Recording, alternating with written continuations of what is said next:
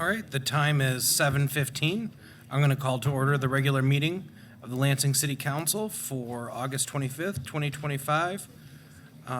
Clerk Swope, could you please do the roll? Certainly. Councilmember Brown. Present. Councilmember Carter. Here. Councilmember Garza. Here. Councilmember Hussein. Here. Councilmember Jackson. Councilmember Cost. Here. Councilmember Pelivanoglu. And Councilmember Spatafor. Present. There are 8 members present at quorum, and we are to the meditation and pledge of allegiance. City Attorney Vanker. Thank you. This is a little bit abnormal, but thank you very much, Council President Cost. I just wanted to announce and request thoughts and prayers. Jim Smirtka, long-standing city attorney for Lansing, passed away peacefully on the morning of Friday, August 22nd. His family was with him. He retired from this position, city attorney, after a long, successful career in the law, both for Lansing and outside of the city of Lansing. He was the city attorney here for 18 years, between 1994 and 2004, and then again, 2016 to 2024. He served under 4 mayors, and I think I counted correctly, 35 different council members during that time. While at the city, Jim did many amazing things. Just a couple highlights. He took on the Ku Klux Klan in court and won. He set up the legal framework that allowed the Lugnuts to come to Lansing. He also was instrumental in the legal framework that allowed the GM Delta plant to come into existence. Highlights aside, and there are many, many more, Jim had an amazing legal career and an excellent life. He came to represent consistent, persistent legal work for the city of Lansing. He genuinely loved this city and worked constantly to make it better. He was a giant in the field of municipal law, both within the state and the region and nation.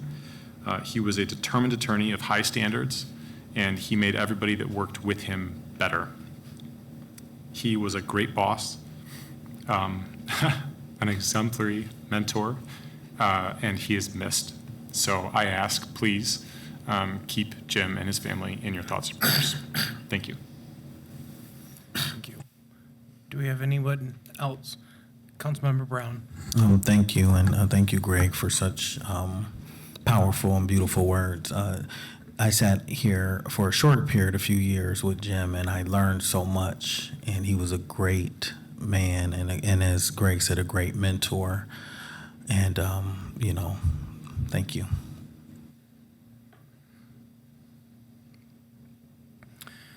And, I would like to share, Jim and I had a unique relationship. He actually enjoyed the debate against me, and I'm good, grew as a human being because of that, to see the other side of an argument, and to have that banter back and forth. But, he would make sure to always get back with you, make sure that, if you didn't understand something, he would explain it to you and continue to explain it to you. And he always had a cup of coffee in his hand. Every time I saw him, he had a cup of coffee. So he will be missed by me. He was here my first few years, the city attorney that I got to work under for my first experience here in council. So he will be missed. The other thing, the mayor couldn't be here tonight, so I'm going to share what Mayor Shore sent to me on his behalf. I was so sad to hear of Jim Smirka's passing. Jim has done so much for the city of Lansing. In his 2 stints as city attorney, he has helped shape so much of Lansing. For me, from day one, Jim has been a tremendous advisor about not only our charter and the law, but about how we can get things done in Lansing. He had a deep love for the city, and it showed every day. Jim also had a tremendous sense of humor. During tough moments, he would throw out a quip or a light joke that would always lighten the mood. But above all, I think Jim was so proud about the young talent that he was able to attract to the city attorney's office. He knew that he had the experience and knowledge, but he also knew how important it was to set us up for the future, and he talked about that a lot. Jim also had a deep love for his family. When he wasn't helping Lansing all hours of the day, he was home with his wife or visiting family, doing stuff around the house and keeping a very active and busy lifestyle. I know there are many people with many stories of the things that Jim has done, not just for our city, but for so many in Michigan and beyond. Jim Smirka truly left his mark on our city, state, and nation. I'll miss him tremendously, and I thank him for everything. If there's no further comment, can we please rise?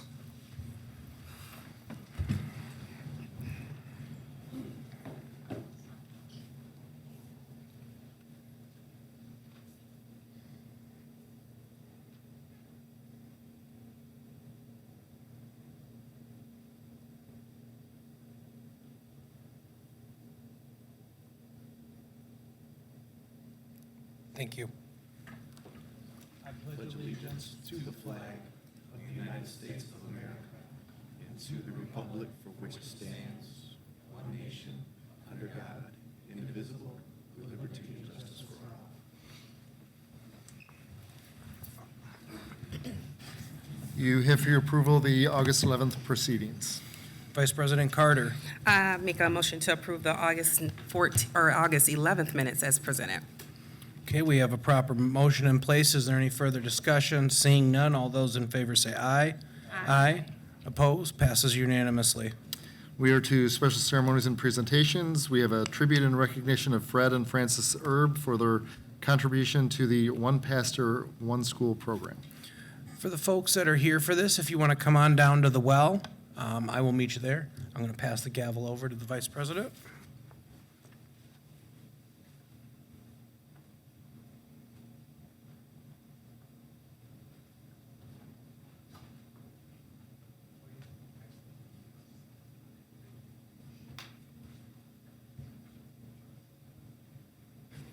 Right.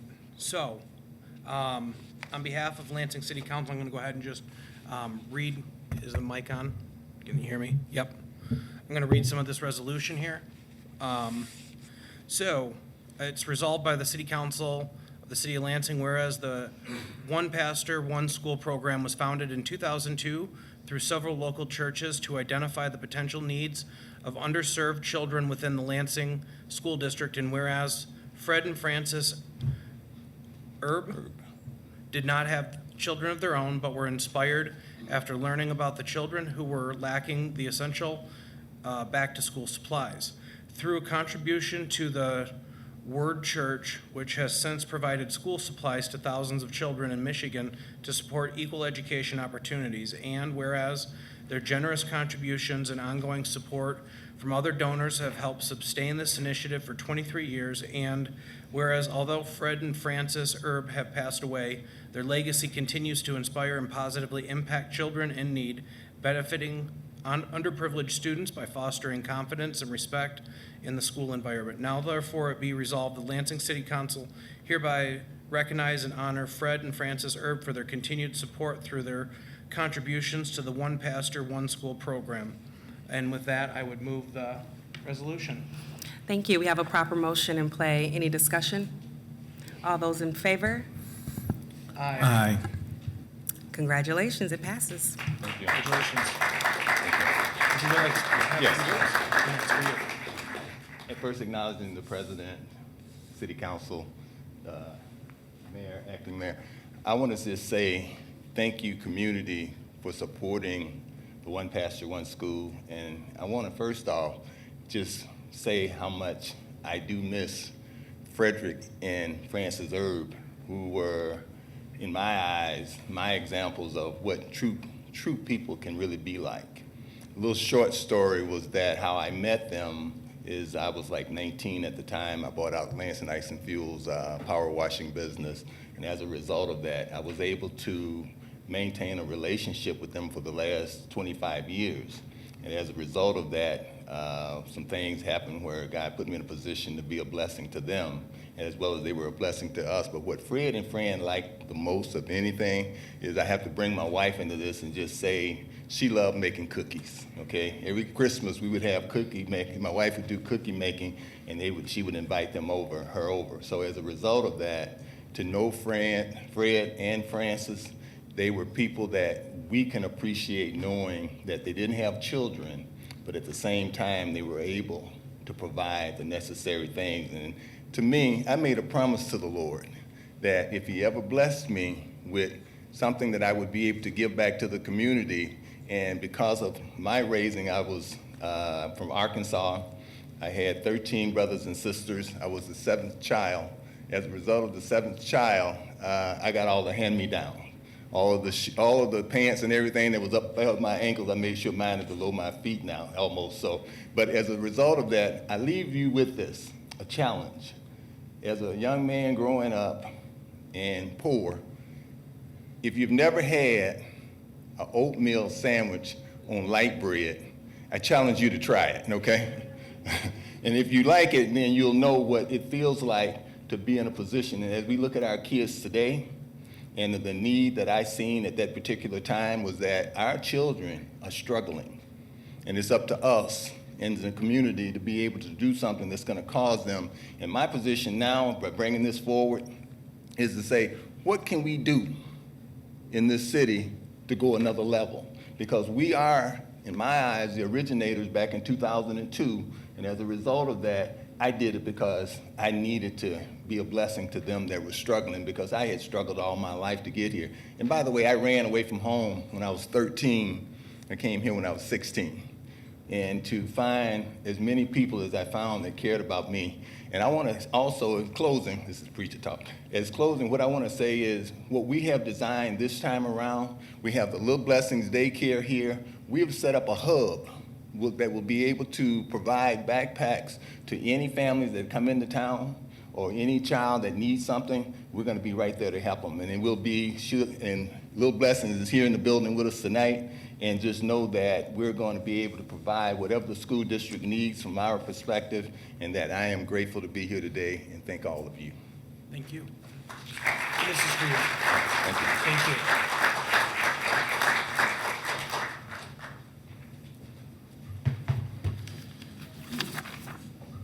Okay, we are to comments by council members and the city clerk. Do we have any council member comments? Councilmember Pelli-Vonnegut. Thank you, President Cost. I'd just like to comment on some of the activities that happened around the city this weekend. On Saturday, the city was really thriving. There was no shortage of things to do. In the morning, there was the Lansing School District 5K race. I believe it was the first 5K that the Lansing School District has put on, all in an effort to raise funds for our Lansing public school kids. It really brought the community together. There were a variety of people out there. Councilman Spatafor was out there running as well. I walked the 5K. I don't pretend to run distances at all. But, you know, it was noted even the superintendent of DeWitt Public Schools joined us for that race. And so it really was an effort to bring community together. It was great, and I hope it grows each year. Next, there was an award ceremony held at Let's Community Center. There's an organization called Ore Creek that partners with Lansing Parks and Rec. This is an archery class and club. And so they had an award ceremony. We have residents in the city of Lansing. I believe a majority of them may be in the West Side neighborhood. They were ranking regionally and nationally. I mean, bringing home medals nationally, second place, third place. It was really inspiring to see that we had ranked participants who were youth and adults. So congratulations to all of those award recipients. And finally, and I won't steal President Cost's thunder if he'd like to speak on this, but the Eastside Summer Fest was held on Saturday as well. Lots of great things there, live entertainment, vendors, information, foods, treats, games, and lots of community came out to support that as well. So thank you to all of our organizations and partners for putting on some really great programming this weekend. Thank you. Thank you. Councilmember Hussein. Sure, just really quickly, I wanted to remind folks that our next constituent contact meeting for Southwest Lansing will be September 13th. That's at 10 to 12 noon. We did recess for the months of both, July and August. So there's a ton to share in terms of what's going on in Southwest Lansing, maybe kind of across South Lansing and obviously the broader Lansing community. We still do not have access to the Elfrida Schmidt Southside Community Center on Saturdays. That will come in October. And so we thought, why not highlight one of our small local businesses, La Mulata, and we actually have the Lopez family in attendance because they do have an issue before this council on the agenda. So we certainly appreciate them being here. But we thought, let's get together, let's share information, and while doing so, let's support one of our small family-owned local businesses. In the interim, if you have not been to La Mulata at 5334 South MLK, this is the old Elks Club. It's actually directly across the corridor from the Plumbers and Pipefitters Hall. I highly suggest you get out. Great Cuban cuisine. But one of the things I think impressed upon most people that go in there is just how incredible the service is. One person that went there recently, I was actually just there with a couple council colleagues this past weekend, probably there way more than I should be. I've been spending a lot of time on the treadmill, folks. But long story short, one person that went last week told me, man, you feel like you're a guest in their house when you feel like you're actually going into somebody's home. Food is fantastic, but the service is even better. So highly encourage you guys to get out there, 5334 South MLK, La Mulata. And again, our constituent contact meeting will be September 13th at that location starting at 10 o'clock. Thanks so much. Thank you. Do we have any other comments by council members? Seeing none, I will just piggyback real quick. Eastside Fest was held last weekend. It was a great success. For those of you that are unfamiliar, it's a yearly festival, so it will happen again next year. Vendors, food, music, and most importantly, community. It was a great turnout. I bought a bunch of things I didn't really need, and that's what happens when I get sucked into a tent with stuff for sale. So it was a very good time. All right, thank you. We are to community event announcements. If you have a community event, we'll give you 1 minute to tell us the details of your event. So, is this thing on? I'll speak as loud as I can. But the Old Everett Neighborhood Association will be having a neighborhood meeting on the third Wednesday of September at 6:30 p.m. From 6:30 to 8-ish. Our first choice will be hosting it at the Village Lansing, 3525 South Martin Luther King Jr. Boulevard, Suite G. However, I checked and they're considering a move out, and it's very possible that we might not be able to use it. So we do at least probably have the library as the South Lansing Library as a backup plan. So just keep that a heads up. So we will go for the Village Lansing first and foremost, at least for this meeting. Not sure about future meetings, but for this meeting at least. But they're going to be moving, so yeah, we're going to. Thank you. Any other community event announcements? Good evening, everyone. I am Shirley Carter-Powell, the founder of Against All Odds, and it is our annual Michigan Chicken Wing Festival coming up this weekend at Adado Riverfront Park. I want to invite the community to come out. It's a 2-day event, Saturday and Sunday. We have food vendors, food trucks, merchandise vendors, live music from the stage, and on that Sunday, we have a special Boots on the Ground. So anyone in Lansing or surrounding area would like to come out and get in that line dance contest, please do. And don't forget, we do our annual chicken wing eating contest. Wings are super hot, so I'm warning you in ahead. But they are delicious. We have over 25 different flavors of wings. And vendors from all around. We call it our staycation. For those family who are staying in town for the holiday weekend, come out to the park, bring the kids out. We have a VIP tent as well. So all is invited. Go to the MichiganChickenWingFestival.com.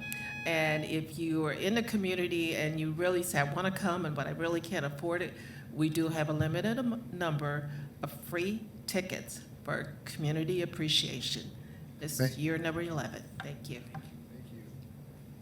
Thank you. Any other community events? All right, then we are to registration for public comment on legislative matters. If you wish to address anything under legislative matters, which is items 4 through 13 on the agenda, we'll give you about another minute to jump up and sign in with Sahand at the back. And with that, we are to the mayor's announcements. Mr. Lawrence? Hi there, good evening, thanks. Really quickly, the Human Relations and Community Services Advisory Board is hosting a community conversation on the Mod Pods discussion that we've had. That's going to be tomorrow at the Foster Community Center, room 213, from 5:30 to 7:30. That's their normal HRCS Advisory Board meeting time and place, but they want to engage with the public on the Mod Pods as well as the homelessness study that was released earlier this year, so. Right. Thank you. All right, then we are to public comment on legislative matters. And as I indicated, that is items 4 through 13 on the agenda. And we will start with Shirley Carter Powell, followed by Nicholas Zandy.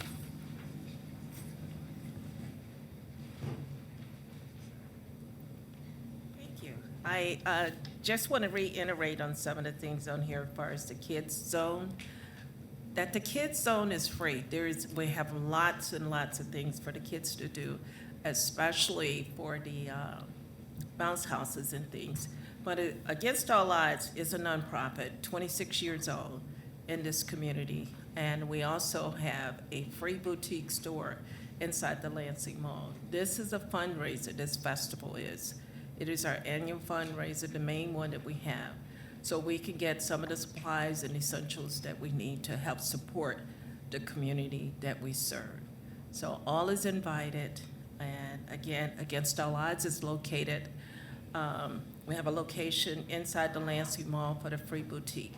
So anyone that is listening or knows someone that is in need is for infants to adults, clothing, shoes, personal care item, and household essentials. So come check us out. Thank you. Next, we have Nicholas Zandy, followed by Dustin Howard.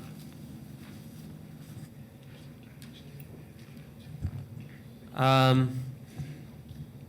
was going to talk about the liquor license thing, but I do think that there is a bit more of a pressing issue in number 9, that is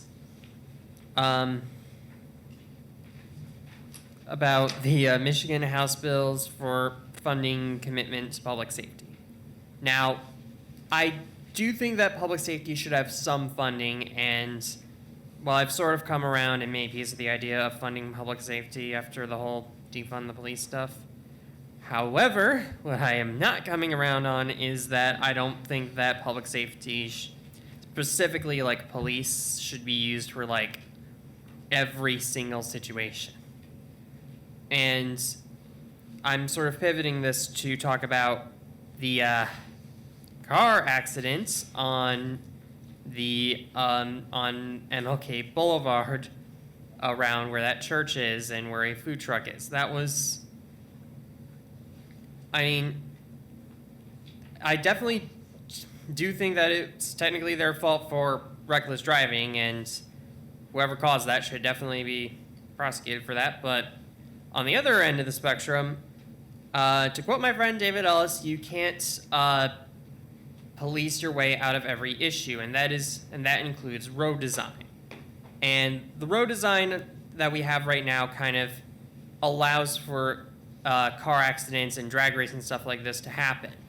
And we should consider narrowing up the road and consider adding like more of those like crosswalks and boulevards so that it's easier for people to cross the road, as well as adding actual bike lanes with actual guardrails so that they can at least be protected from the streets and so that we don't have so many drag races.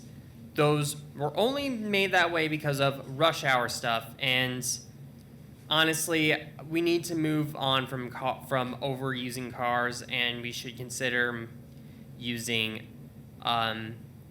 like motorized traffic like bicycles. So that's why I believe we should add like a bike lane, a guarded bike lane to those roads, as well as narrowing up the car space on the roads, just so that an accident like this does not happen and that there are less fatalities. Because we can't just throw money at the police department and expect everything to be solved that way. There is way more nuance to that, and we should definitely fund our infrastructure so that we can address these issues. And I hope that the Michigan State House considers a change to M99 to add a bike lane, at least here in Lansing. Thank you. Next, we have Dustin Howard, followed by Aaron Pangborn.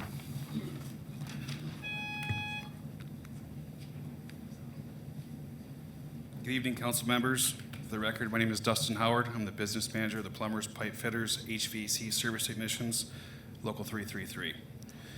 I want to address some concerns that have been raised regarding the Responsible Contractors Ordinance, specifically related to the requirement for a U.S. Department of Labor registered apprenticeship program. While community college programs, military service training, and local workforce development initiatives serve as excellent starting points for individuals considering a career in the trades, we believe that these alone are not enough for building a skilled workforce capable of meeting the demands of our industry today. The real value lies in the comprehensive training and experience that comes with the registered apprenticeship program. A responsible contractor who values their workforce will ensure that these apprentices receive the additional training necessary for them to build a successful, long-life career rather than simply filling a temporary job. This is crucial because the stakes in construction are very high right now. The taxpayers of Lansing deserve assurance that their projects are completed on time, within budget, done safely, and done to a higher standard.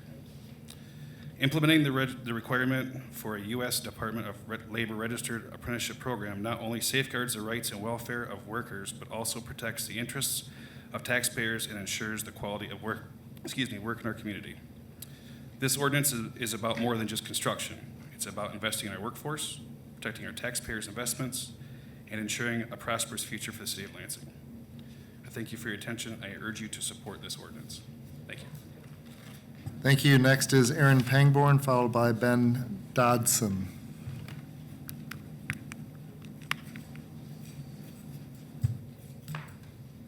Good evening, council members.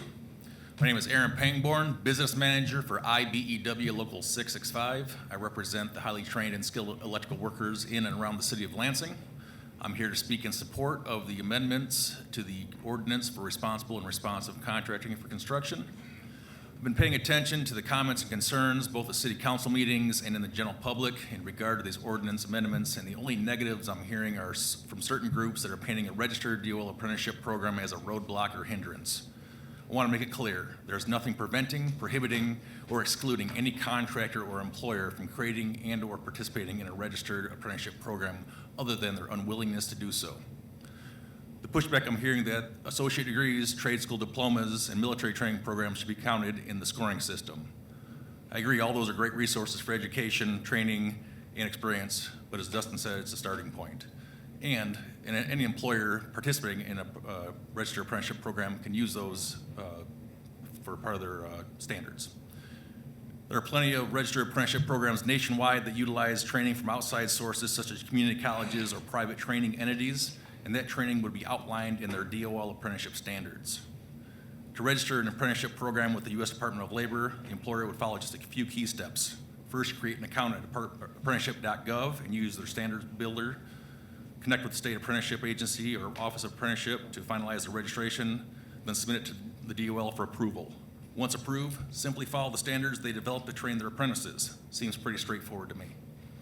Amending this ordinance is about making smart investments with public money, not just picking the lowest bidder and hoping for the best. It's about promoting a responsible contracting, strengthening our local economy, and ensuring high-quality work on city-funded projects. It's about awarding construction contracts to employers who invest in their workforce, deliver on time, and don't cut corners. And most importantly, it's about employing and retaining the best trained and qualified construction workers that live and work in the city of Lansing. Let's take this opportunity to amend this ordinance so the city of Lansing can make smart use of public dollars and deliver the best value to the city of Lansing. The residents of the city deserve that. I strongly encourage council to adopt this amendment. Thank you for your time, and thank you for putting the city of Lansing first. Thank you. Thank you. Thank you. Next, we have Ben Dodson, followed by Anthony Medina.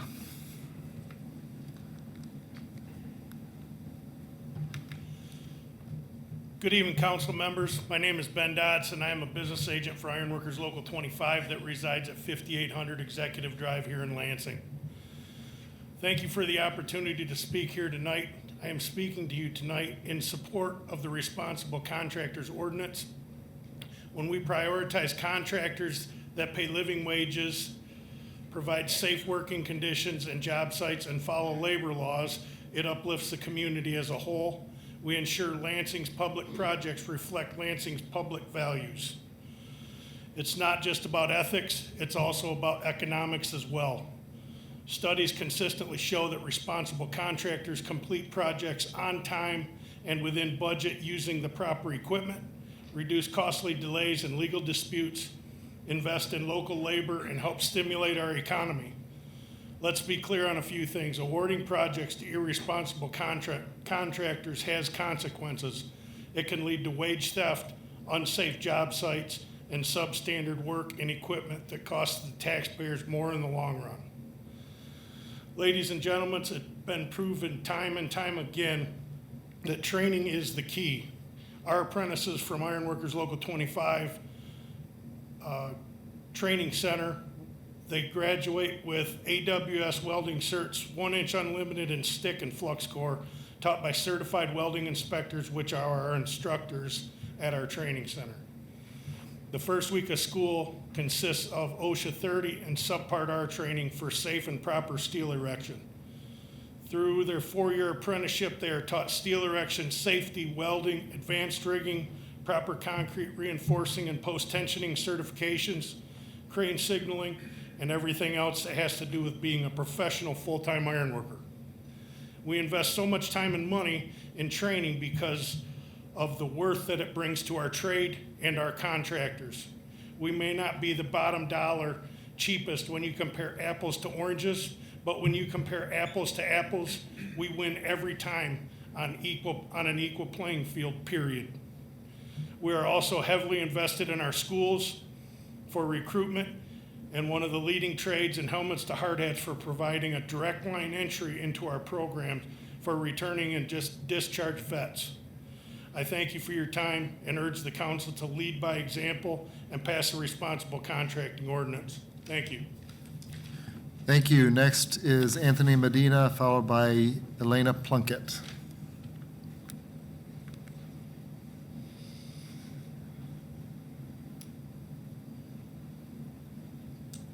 Good evening, council members. My name is Anthony Medina. I am a journeyman laborer for 499, represents Lansing. I live at 1408 North Homer Street. I have 10 years in as a laborer. I come from a union family, laboring family, that my father retired from motor wheel, my grandfather retired from motor wheel. His father was a coal miner in Texas that came here to work the fields. Actually worked with Cesar Chavez when he came into Lansing to try to organize the migrant workers.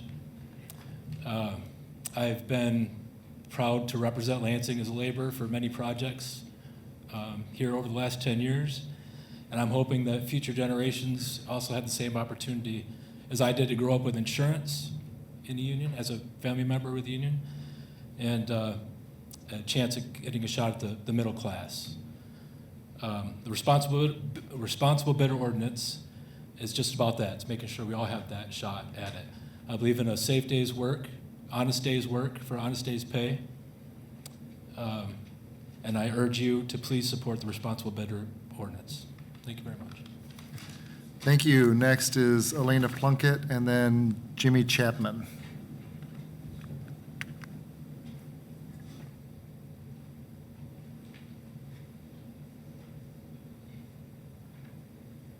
Good evening, council members, and thank you for the opportunity to talk to you guys tonight about the Responsible Bidders Ordinance. My name is Elena Plunkett. I am a third-year apprentice with Local 499, the Laborers Union out of Lansing. Having this job has changed my life as a direct result of having livable wages, excellent benefits package, that allows me to pay for all of my bills in a timely manner and support my family. My trip to becoming a laborer is kind of different from others. I actually have a bachelor's degree from Florida State in criminology and psychology, and having did my 15 years of social work, decided I would try something different. And as a proud union member, family, grandchild, daughter, niece, I figured I would give union work a try as well. And as a laborer and an apprentice, we are required to have 300 classroom hours as well as 4,000 on-the-job hours. And after reviewing the bidders ordinance, I believe that it is in our best interest as Lansing residents, as it will ensure quality staff, quality employees, safety standards that are recognized across the industry, and then also, as I said, competitive wages and an excellent benefits package. Thank you, and I encourage you to pass this ordinance. Thank you. Next, we have Jimmy Chapman, followed by Derek Kiesler.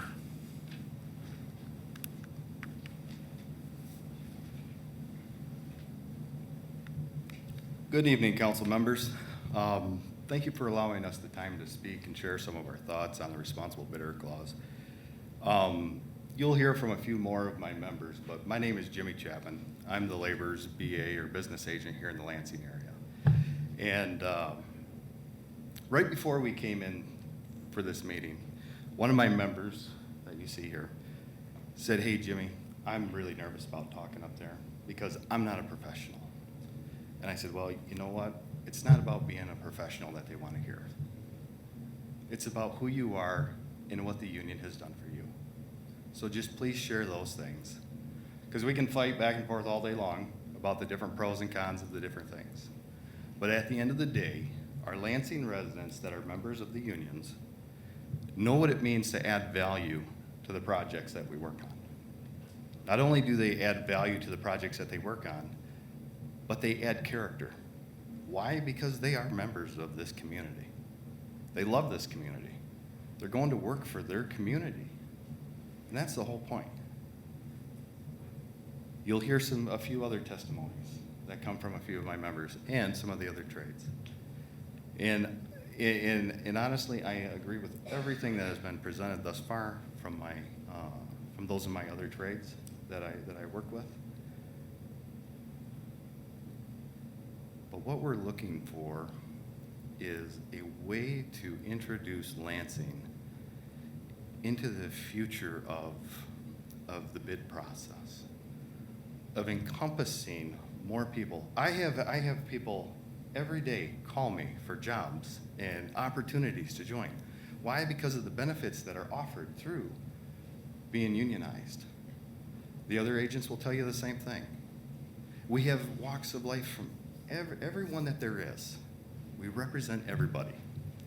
And this is a chance for that to be seen by everybody on this stage.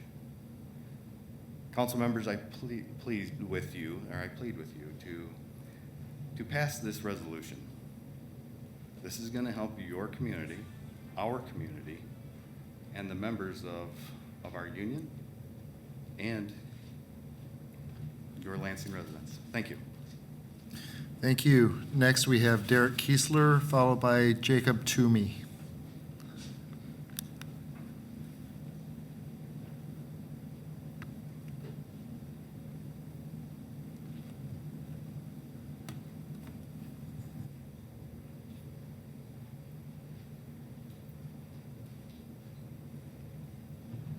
Hi, good evening. My name is Derek Kiesler. I'm also a laborer from 499. And as an apprentice, I've done projects from restoring the concrete on the parking structure right next to the Capitol to being a journeyman, building the new McLaren Hospital and now the battery plant at GM Delta. In October 2023, I actually suffered from a stroke. So the benefits and insurance that I have as a union member, help me,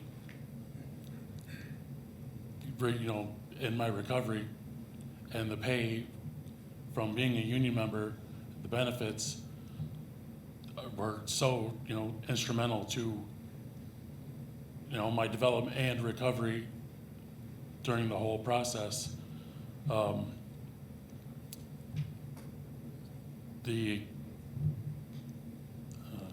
don't even know where I was going with that,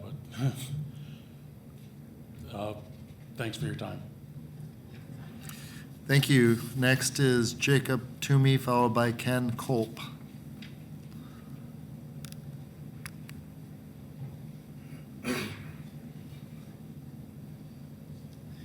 Good evening, council members. Thank you for allowing me this opportunity to speak in support of the proposed responsible and responsive bidder ordinance this evening. My name is Jacob Toomey. I'm a proud member of Laborers Local 499, which represents workers who live here in the city of Lansing. For the laborers, I serve as the Deputy Director of Government Affairs for the Michigan Laborers District Council, also known as Michigan LIUNA. Michigan LIUNA is a construction building trades union representing over 15,000 active and retired members across the state, including over 1,500 members of Local 499. The responsible bidder ordinance is about modernizing contractor selection for publicly funded construction projects to ensure that taxpayers are getting the best value for their money. This ordinance helps ensure contractors have a proven record of success by incentivizing participation in accredited apprenticeship programs, so we know that workers on the job site are properly trained, skilled, and prepared to deliver high-quality results. It also supports fair wages, which attract and retain the best local talent, reduce turnover, and lift up working families, many of whom live in this city and pay taxes here. It also prioritizes safety. When contractors invest in training and follow responsible practices, injuries go down, productivity goes up, and projects are done right. And finally, this is about fiscal responsibility. This ordinance will ensure we get better work for public dollars and ensure taxpayers see real value in their communities.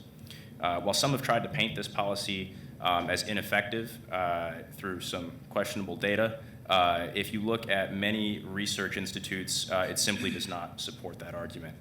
Research from the Illinois Economic Policy Institute examined over 1,200 public projects and found that the responsible bidder ordinances increased the number of bids per project by 8% and had no statistical impact on total construction costs. Additionally, Midwest Economic Policy Institute study over 9 evaluated counties with responsible bidding ordinances found that workers in the heavy and civil engineering construction sector earn over 8% more, which is about $500 more per month.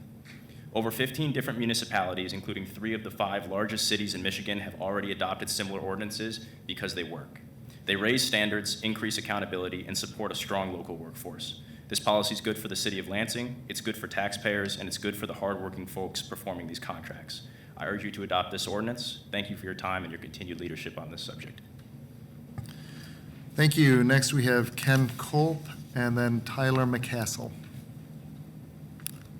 Good evening, council. My name is Ken Kolp. I'm a business agent for the electricians here, Local 665 in Lansing, Michigan.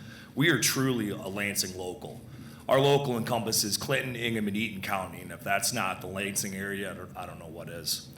Out of that, there's 850 electricians that we represent. And 180 of our members are actually, they receive instruction at LCC, where we are partners in our DOL registered apprenticeship programs. I just want to touch base on this legislation really quick for responsible and responsive bidders. It allows the city and council to set up a rubric and set up guidelines to what is the best value for the city of Lansing. Not the lowest bidder, but what is the best value, and I think that's very important. We are in strong support of this legislation, and we are looking forward to working with you guys. Thank you very much. Thank you. Next, we have Tyler McCassell and then Linda Epling.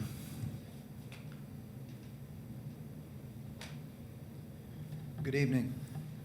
Thank you, council members. My name is Tyler McCassell. I'm with Carpenters Local 1004 in Lansing, Michigan. And just really appreciate your consideration for support for the responsible bidders. And maybe want to shed some light on some of the trends that we see in the industry that this would really help with. And number one, the other side tried to make a little bit of an argument that, the community college efforts would be eliminated and all that. As some of the other trades have mentioned, we have articulation agreements with a lot of those entities, and it's a joint partnership. Credit into the trade, direct entry, as well as when we take continued ed classes in their institutions. So that is a great relationship that continues and will go on. The trends that we see from the carpentry aspect, and it can be seen in the floor covering, the drywall, is this trend to label someone an independent contractor, or you get a 1099. That's not responsible. We haven't talked to any worker out there that enjoyed that situation, and it truly eliminates everything that makes our city run. There's no workers' comp, there's no social security, no city income tax, no unemployment paid. It does not support our police and fire, and it's truly a setup that's destroying our industry, and this responsible bidder process would help protect not only the unionized trades, but all of the non-represented carpenters and folks out there in the industry. So again, thank you for consideration. This means everything to us. Thanks. Thank you. And next we have Linda Appling.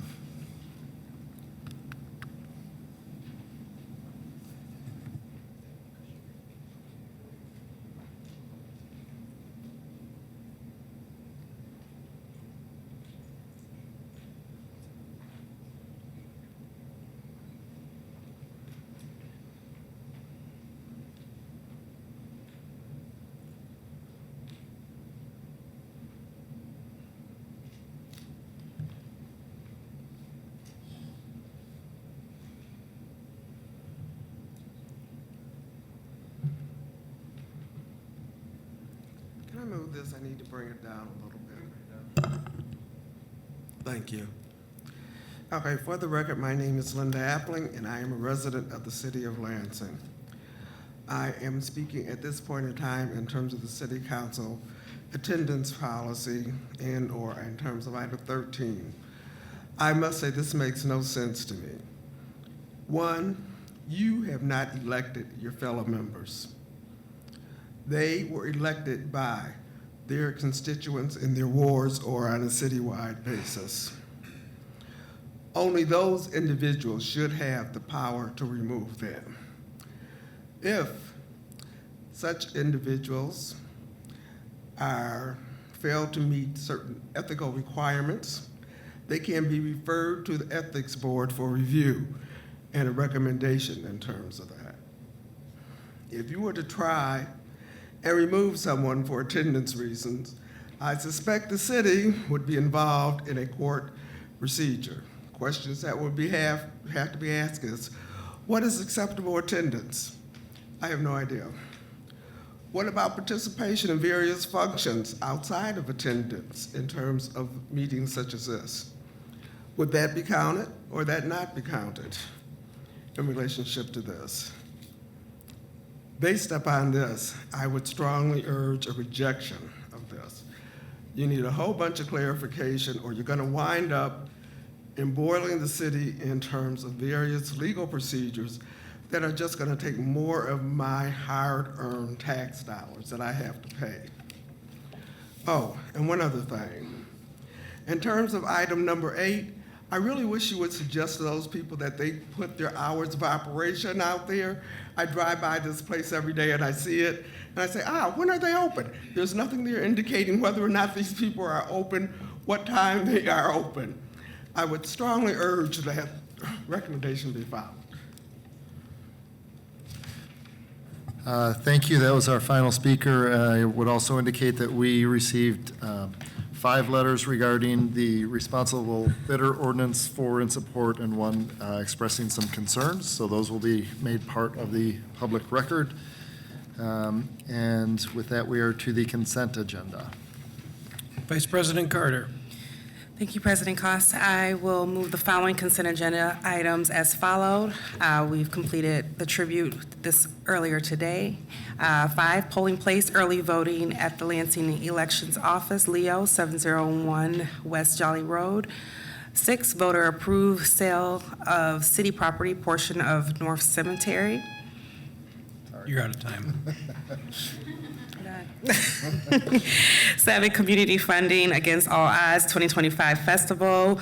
8, liquor license La Mulata Private Events LLC 5334 South Martin Luther King Jr. Boulevard. Request to transfer ownership escrowed 2025 Class C and SDM licensed new Sunday sales permit, PM outdoor service area dance entertainment permit, and extended hours.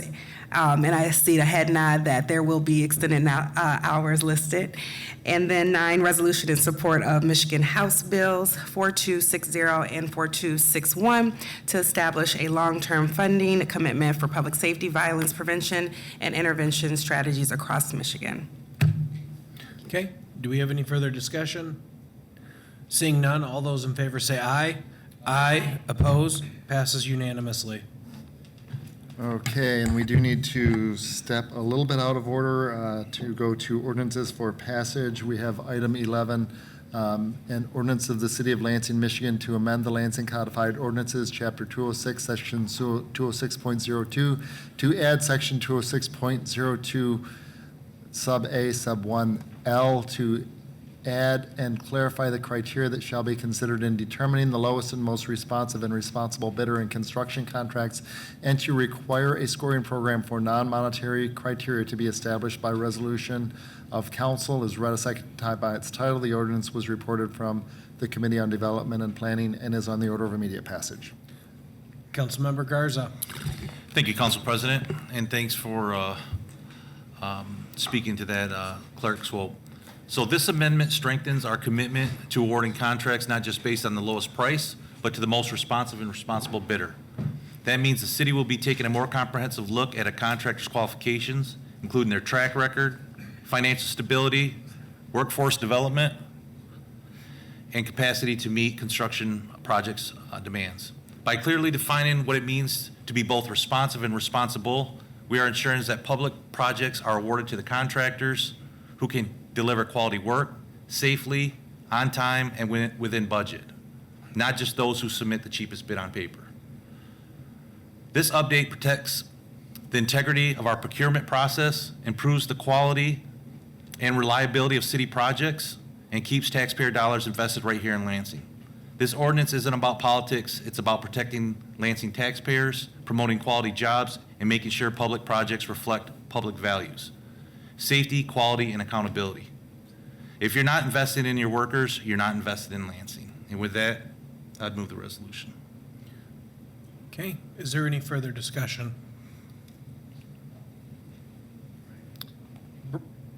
Councilmember Jackson. Thank you. I appreciate all that. And I do have a few concerns that I just want to voice. Because, you know, if we just all go with the flow and it's 8-0, that is not exciting. So a couple things is that, first, for the city attorney, if based on this ordinance, like for example in section 1H10, if we deem somebody determined non-responsible without a hearing or otherwise, is that a violation of due process? If you're not responsible and you therefore cannot win a bid and you're losing out on a monetary or propriety interest, is that happening without a hearing with a neutral fact finder and notice? That's my first question. You don't have to answer it now. But the other part is that it's not only about this apprenticeship, which apprenticeships are good because it trains people, it gets them all ready and quality like, but it also has, for example, if a bidder doesn't bid in three or more consecutive bids, then they are taken off the notice for the publication for future bids, which are required to go out. So basically a bidder has to just say, yeah, I'm bidding on everything. I would think a company or a trade or a union or anybody would just bid on certain things that they want to do, not just everything to be on the list to keep receiving the information. So what's that about? Also, there's the whole problem about the director. Who's the director again? The person that the director that's named in the ordinance. Who's that person? Would you like that answer now? Yes. Okay. The director, as defined, is the city controller, and through administratively, technically below the city controller is the purchasing officer, and that's the person that sort of runs all the logistics of everything related to this. Okay, so that person's job just got a lot harder, but really that person's job is the mayor, because it's under the mayor. And what the mayor, no matter who it is, under this ordinance wants is going to get, because it says that in this ordinance, it says that the final determination is up to the mayor. So really, we're not making anything official. We're just basically, I'll get to that. So the other part is that the director has a subjective job to do. A lot of these things say like, what would, okay, let's go to the first one. Ability and capacity of the skill. Okay, they got to determine that bidder's ability and capacity. Then they have to determine whether the bidder can perform under the contract. Then they have to determine the character, integrity, and reputation and all that. Those are subjective matters, and that's not just easily just determined by one thing or the other. Lastly, and it's not even lastly, but I'm going to keep going,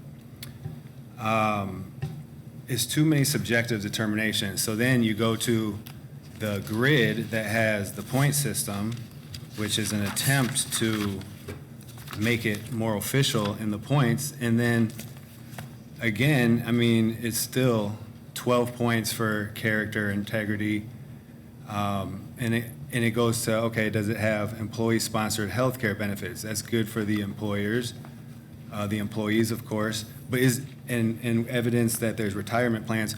Are those required by law to win these bids? Because I see that it's points for that. The other problem I have, which we all should have, you say it's not about politics, but it is about politics, because the money that's involved in basically funding and sponsoring candidates, even city charter commissions, is so high that now I have to question what I'm seeing in front of me. I love the fact that ideally all the talking points benefits local Lansing labor and people, and that's good.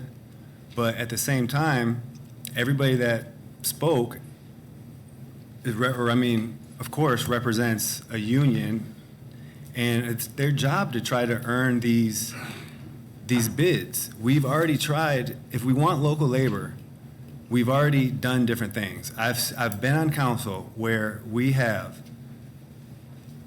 inquired about the status of labor agreements. We've pushed the developers, the unions, to come together on labor agreements. We've forced or encouraged verbal commitments to certain things. But now we're going to codify it when I don't think that it needs to be codified. I think this should be called the most responsible and responsive bidder policy, and not something that is now a law. So, I'll just probably vote that way. Thank you. Okay, do we have any further comment? Seeing none, Mr. Clerk, could you do a roll call vote? On adoption of the ordinance, Councilmember Pele Vonnegut. Yes. Councilmember Spatafor. Aye. Councilmember Brown. Yes. Councilmember Carter. Yes. Councilmember Garza. Yes. Councilmember Hussein. Yes. Councilmember Jackson. No. Councilmember Cost. Yes.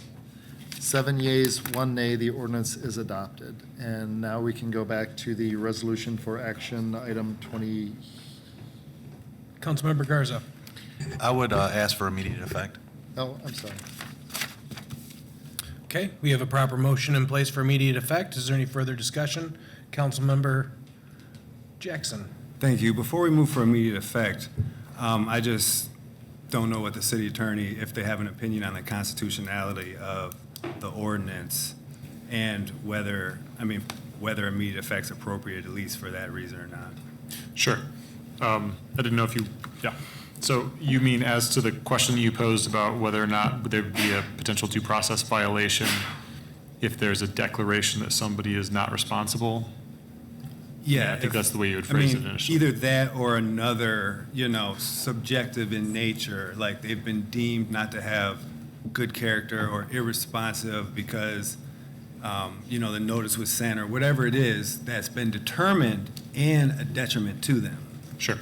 I will say my office was involved in drafting this. I was involved in drafting this. I would not bring it forward if I thought that it was constitutionally deficient, just as a threshold matter. But specifically to your question, the purpose of the ordinance is to codify how the city is going to spend its dollars. And we are entitled to wide latitude in determining how we spend our dollars. For example, I think you're aware of this case.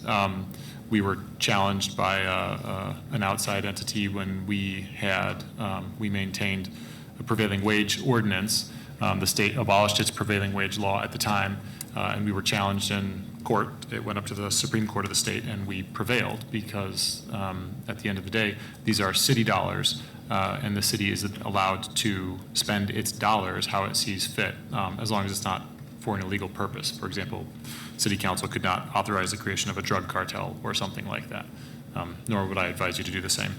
That being said, the purpose of this, the whole ordinance and those 10 sections under, or those 10 subsections under 1AH, or A1H, sorry, pre-exist and have been in the procurement ordinance for a long time. And then these are sort of subset modifications to those criteria. And the purpose of those criteria is not to say that someone is bad or irresponsible or anything like that, but to try to provide criteria for the procurement office, for purchasing office, to figure out who's the most capable, the most responsible, the most responsive. I have never seen a response go out saying this was the one that we selected, these three are bad. It's just that of the submittals, this was the one that was most capable to get the project done either on time, in budget, or within the specification that we are looking for. And so with that as the sort of legal backdrop, the city is entirely within its right. And I understand you're saying some of these are subjective in their, or they could be subjective as applied, but at the end of the day, the goal is to be objective and look at what was submitted, look at the materials that were submitted by all the bidders. Sometimes there's only one bidder, sometimes there's only two bidders. Sometimes the bid packet is really well put together by one bidder and really poorly put together by another bidder. And that's probably going to be reflected in one of these, quality of performance, time of completion, stuff like that. And I don't know, that's how it is applied on a regular basis. And I think that if it was going to, I mean, the idea is that this would be applied on that same basis, and it certainly would not be illegal, unconstitutional, or otherwise dangerous for the city to do that. I hope that answers. Thank you. All right, so this is on a motion for immediate effect. No further discussion? All those in favor say aye. Aye. Oppose? 7-1. Now we are back to item 10, the construction bid scoring system. Councilmember Garza. Thank you, Council President. And I spoke with the city attorney earlier today, and I'm going to have him explain this just so I know we have a couple attorneys sitting on this dais. So, Mr. Vanker. So I've explained this a couple times, and it's usually very boring, and I'm sorry about that. Hold on, I'm going to go back to it so I'm looking at it correctly. The request was to put together essentially a scoring rubric for the added criteria, and this is only an application when we are talking about construction work in Lansing contracting. So those are the new criteria that were added by the ordinance, and then the resolution establishes the scoring system. And the 1,000-foot view taken out of 100 points because that's usually the easiest way for people to understand these things. There's 40% of the 100 points is allocated towards the cost or pricing schedule for whatever the work is. So, and that would be on a sort of a comparative scale. The lowest price would, and if it's within budget, would probably get all 40 points. Something higher than that, depending on how far away it is from that, would get less than 40 points, you know, as graded by the panel reviewing the bids. And then, looking at the 10 criteria, there was a request to assign, of the remaining 60 points, assign those points to various categories. And I will just say several of the categories, for example, subsection 2, whether or not the bidder can perform or contract to provide the service or supplies promptly or within the time specified without delay or interference. All of these, 1, 2, 3, 4, 5, 6, 7 through 10, are literally the language lifted from the ordinance that already exists, and then the subsections, Romanet 1, 2, 3, Romanet 1, 2, 3, Romanet 1, 2, 3, those are just taken from the section that was added. The points assigned are just the comparative points, what that item is weighted at within the greater scheme of trying to assign points to bid submissions so that the most responsive and responsible can be determined and selected. For the 1, 2, 3 sections that now have subsections, which are numbers 1, 3, and 5,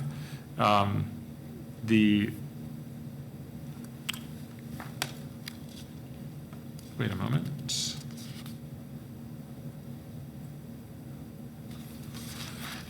I think what's in what I'm looking at here is not the most recent draft. There was an update that was moved from committee, and I'm just looking at what's in here. This doesn't have subset points assigned. Please hold.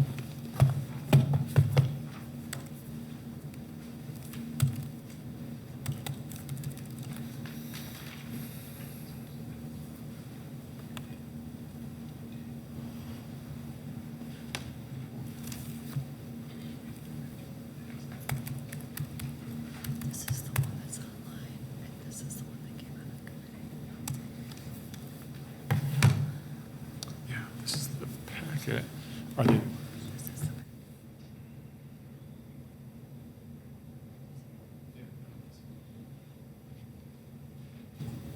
Yes, sorry.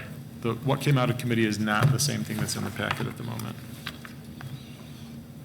I will turn to elected people at the dais to determine what to do next.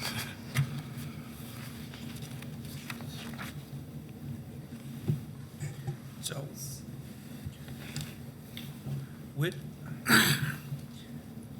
which version are you looking at? What's in the folder. Okay. I'm looking at what's in the folder, and that's what's in the packet online as well.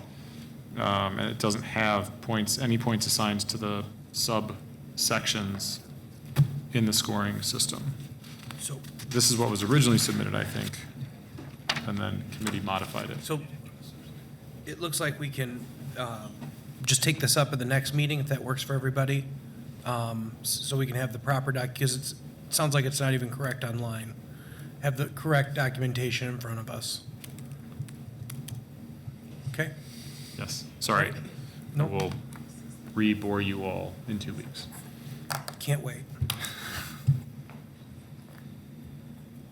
All right, then going back to ordinances for passage, we have an ordinance of the City of Lansing, Michigan to amend the Lansing Codified Ordinances, amending Chapter 1610, Section 1610.01 by updating the International Fire Code IFC and standards adopted by reference from the 2018 IFC to the 2021 IFC, and amending Section 1610.02 by renumbering IFC Section to the 2021 code is read a second time by its title. The ordinance was reported from the Committee on Public Safety and is on the order of immediate passage. Councilmember Pelli Voniglo. Thank you, President Cost. Again, we've gone over this ordinance a few times now. It is fairly straightforward as it suggests in its title. This is an update of the International Fire Code from 2018 to the 2021 standards. This fire code does address items such as fire suppression systems, fire alarm systems, open burning, fireworks, etc. And it also addresses new items such as fire apparatus access roads, electric vehicle regulations, and butane extraction regulations. So with that, I will move the ordinance for passage. Okay, we've got a proper motion in place. Is there any further discussion on this?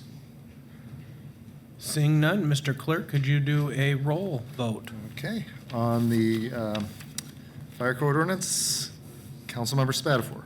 Yes. Councilmember Brown. Yes. Councilmember Carter. Yes. Councilmember Garza. Yes. Councilmember Hussein. Yes. Councilmember Jackson. Yes. Councilmember Cost. Yes. Councilmember Pelivanoglu. Yes. 8 yeas, 0 nays, the ordinance is adopted. And with that, we are to the final ordinance for the night. An ordinance of the City of Lansing, Michigan to amend the Lansing Codified Ordinances, Chapter 210, to add Section 210.06 to provide censure, penalties, and forfeiture of office for non-attendance of council members at meetings pursuant to the authority in Section 3-204 of the city charter, is read a second time by its title. The ordinance was reported from the Committee of the Whole and is on the order of immediate passage. Vice President Carter. Thank you. This, again, was to have an amended to the Lansing Codified Ordinance to include the censure, penalties, and forfeiture of office of non-attendance to council members. This ordinance pretty much defined the term excused absent and adds parameters around the penalties of council meetings and committee meetings. It was shared earlier today in Committee of the Whole.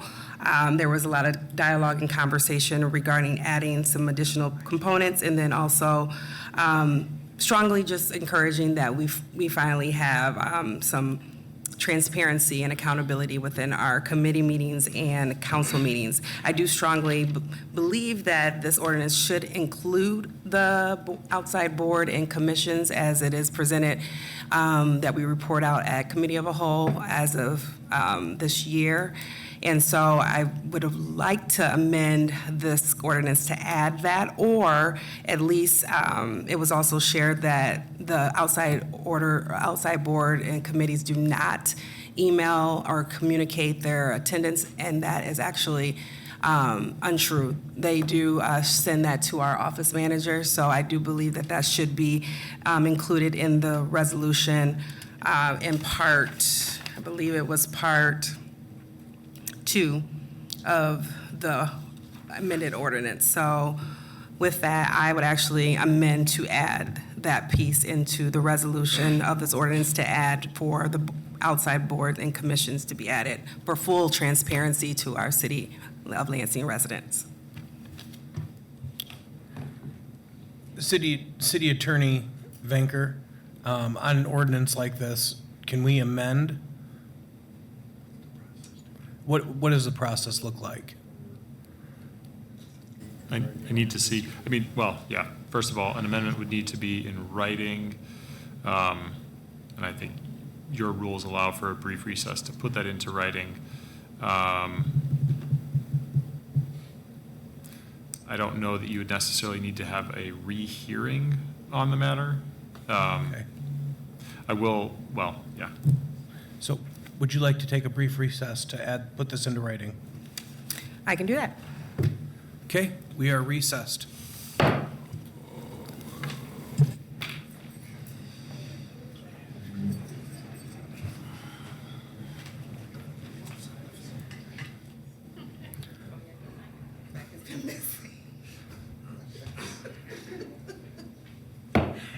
All right, I'm going to call back to order City Council.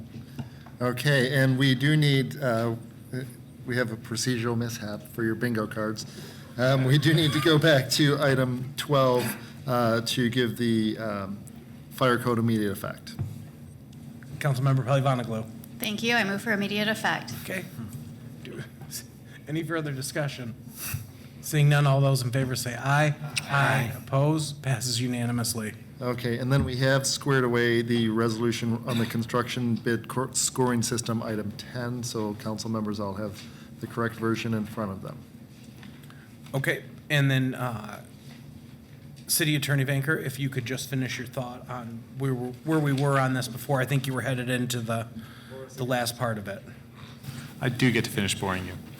Okay, so if you recall where we left off, I was explaining that there are points assigned to each of the broad categories, and then sections 1, 3, and 5 have subparts within them, and each of those has points specifically allocated to it. And this framework is sort of cooked up by my brain, but the actual point numbers and everything else is from the council member. But the one thing that I will point out is that if you look at the actual points that are assigned to the subparts, for simplicity's sake, I will look at number 3, character, integrity, reputation, judgment, experience, and efficiency of the bidder in business, including, and then 3 items are listed, and each of those 3 items is worth 2 points. However, those 3 items do not encompass everything that could be a piece of evidence that someone would look to determine the character, integrity, reputation, judgment, experience, and efficiency of the bidder. So those 3 items have a specific set of points that are allocated to them.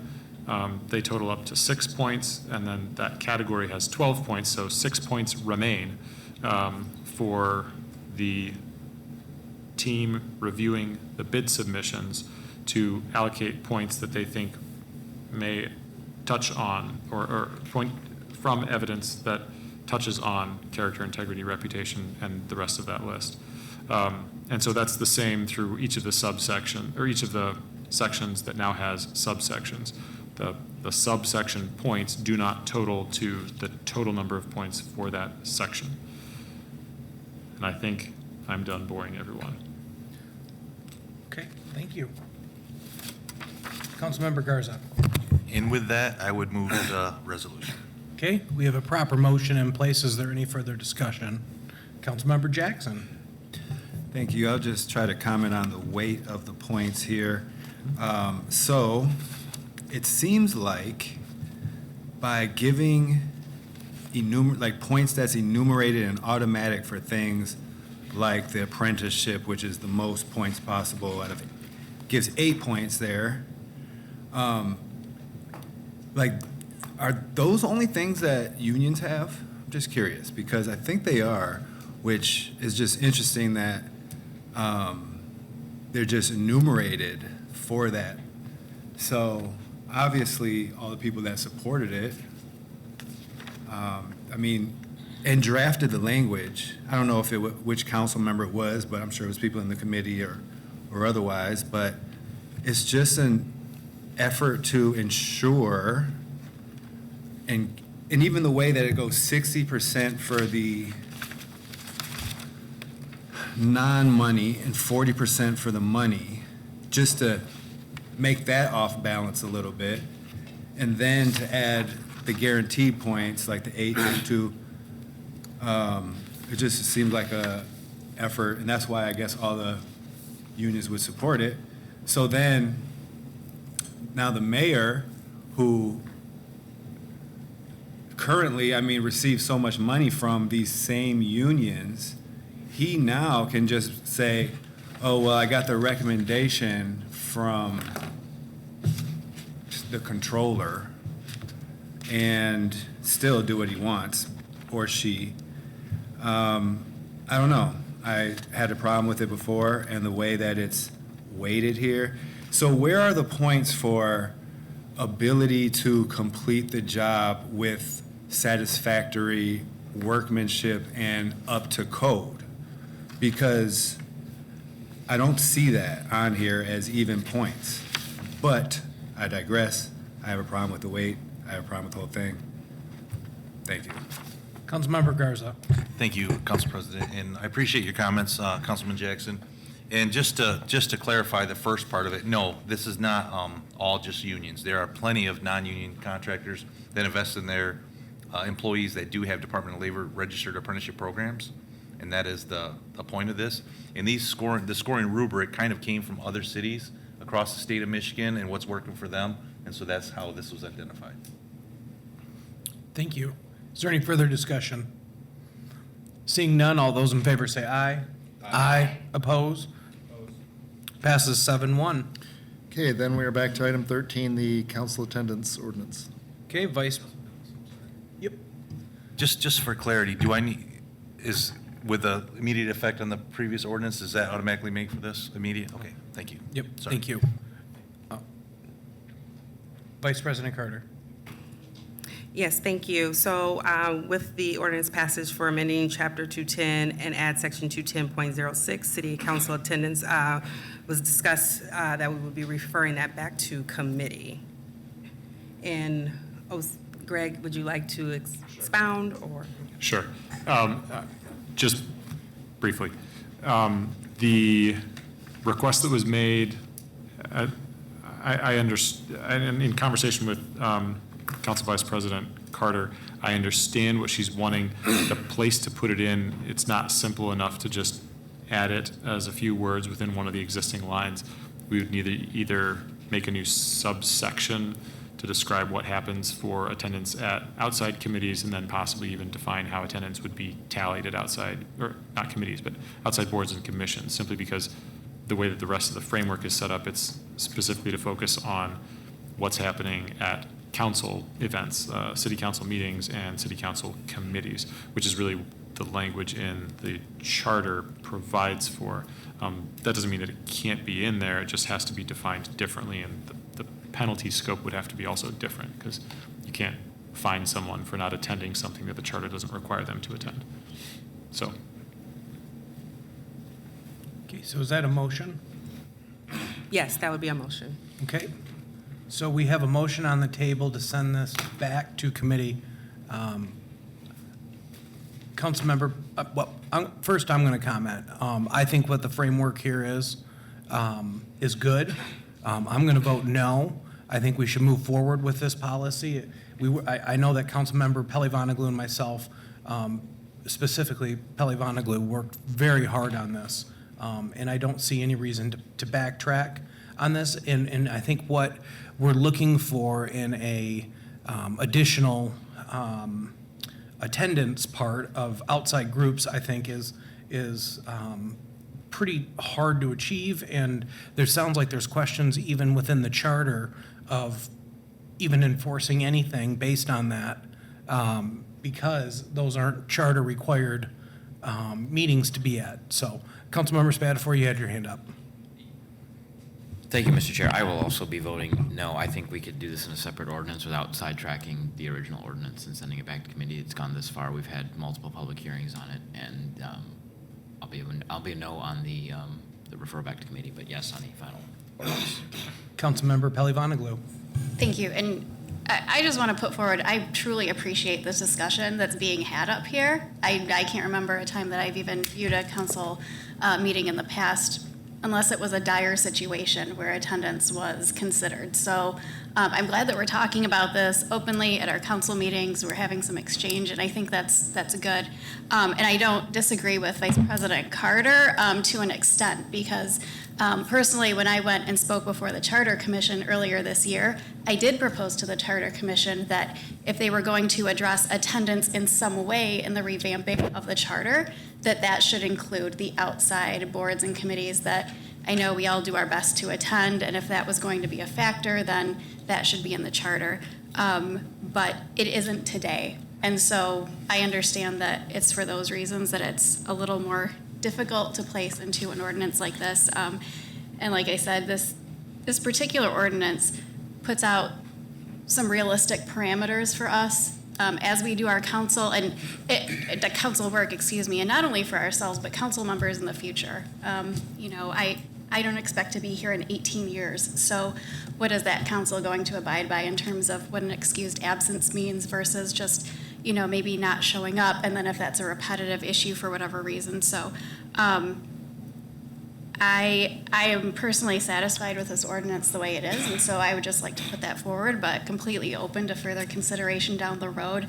And I did have a question, if I may ask, because I haven't personally served in leadership. I don't know if there's a mechanism in which the outside boards and committee assignments could be placed transparently, our attendance, the way our required meetings are on our website, or if there's a way that that could be required, although maybe not within the body of this ordinance. So just a question I have for leadership. I'm not exactly sure how that would work. I mean, that is a possibility of something that we could ask the office staff to do, and it's certainly something worth exploring and discussing at a later date. Vice President Carter. Yes, so again, the premise of this is not to take away from the accountability aspect and the verbiage of excused and absent. So I just want to make sure that's clear. It was just to make sure that there is ultimately full transparency, because earlier this year, committees were based off of attendance, and it was very publicly known and stated. And so in multiple discussions, it was shared about attendance.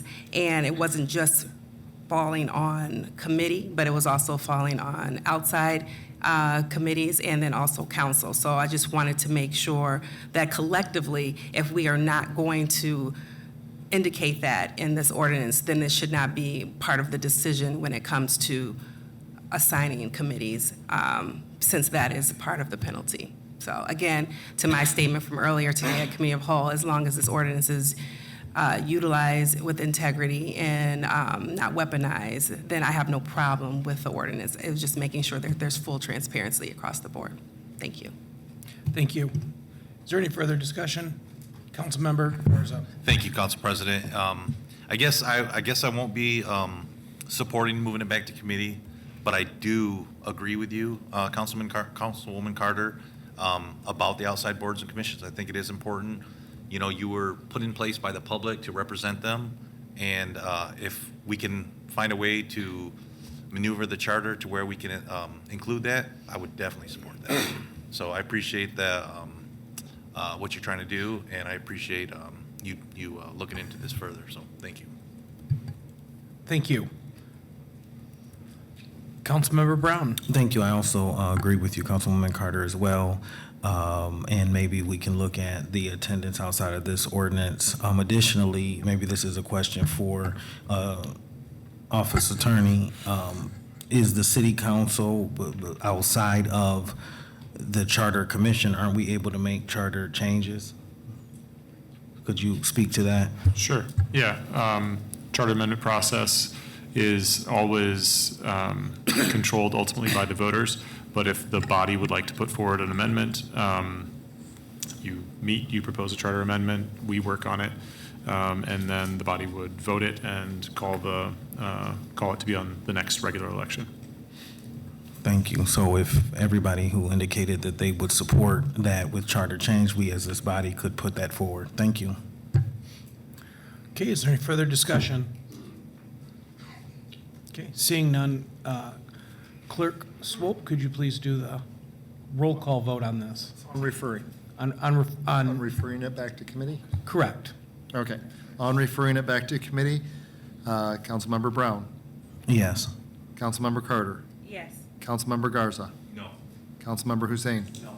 Councilmember Jackson. Yes. Councilmember Cost. No. Councilmember Pelli-Vonnegut. No. Councilmember Spatafor. No. 3 yeas, 5 yeas, the motion is not passed to send it back to committee. Okay, so then we are back to the original ordinance motion. Yes, Vice President Carter. All right, so with that, I move the resolution or pass it ordinance for amending the chapter 210 at section 210.06, city council attendance. Okay, do we have any further discussion? Seeing none, Mr. Clerk, could you please do the roll call vote? Okay, on adoption of the ordinance, Councilmember Carter. No. Councilmember Garza. Yes. Councilmember Hussein. Yes. Councilmember Jackson. Yes. Councilmember Cost. Yes. Councilmember Pelli-Vonnegut. Yes. Councilmember Spatafor. Councilmember Brown. No. 6 yeas, 2 nays, the ordinance is adopted. Is there a motion for immediate effect? Okay, it has been moved by Councilman Hussein. Is there any further discussion? Seeing none, all those in favor say aye. Aye. Oppose? Passes 6-2. Okay, then we are to speaker registration for public comment on city government-related matters. If you wish to address city council, please sign in on the yellow sheet in the back with Sahan if you haven't already. And in the meantime, we are to the referrals. Vice President Carter. Yes, I motion that all items be considered as being read in full and that the proper referrals be made by President Koff. Proper motion in place. Is there any further discussion? Seeing none, all those in favor say aye. Aye. Opposed? Passes unanimously. Okay, from the city clerk, minutes of boards and commissions. Place on file. Board of Ethics Rules of Procedure. Committee of the Whole. From the mayor, reappointment of Irene Iris Cotton to the Board of Police Commissioners. Public Safety. Social District, adding Growell Hall and Jollof Afro-Caribbean Lounge to the Downtown Social District. City Operations. 2 items on the special assessment for the principal shopping district. Committee of the Whole. We have 3 separate lawsuit settlements, participation in opioid settlements. Committee of the Whole. And 2 items relative to amending Chapter 206 to adjust the threshold for requiring bidding. Ways and Means. And from the Board of Public Service, their priorities for fiscal year 26-27. City Operations. Communications and petitions, letter from Alicia Flowers regarding make safe or demolish at 108 South MLK and 1300 West Maple Street. Place on file. Communication from Donald Stouffer opposing the ordinance establishing the city as the provider of all solid waste collection. Public Safety. Place on file. And communication from Ian regarding various legislative matters. Place on file. Okay, we are to remarks by council members. Do we have any further comments by council members? Okay, moving right along. Remarks by the executive assistant of the mayor. Nothing from Mr. Lawrence. Okay, then we are to public comment on city government-related matters. First, we have Alessia Flowers, followed by Tracy Edmond.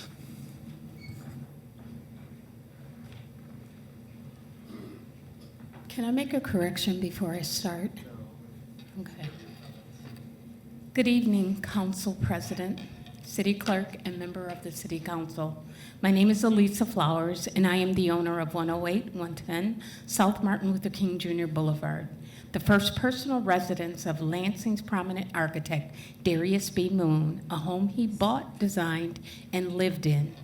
This property is more than bricks and mortar. It represents Lansing's history and our community's future. Over the years, the house has endured fire damage, neglect, and vandalism. Yet I remain committed to restoring it, not only to honor its past, but to ensure it strengthens Lansing's economic and cultural future.